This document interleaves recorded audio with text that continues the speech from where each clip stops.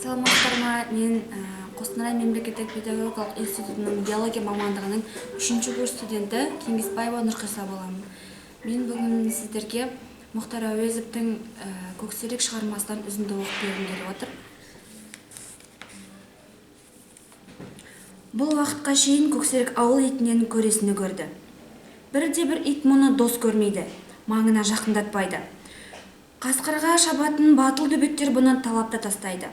Өзге көп итте ырылдап үріп, кейде тап беріп, әр жерінен тістеп тартып кетеді. Құрмаш қасында болғанда таяқ жемейді. Бірақ ержете бастаған сайын бұдан иесі көз жасып қала берді. Сондай кезде Көксерекке ылғи жау иттер кездеседі.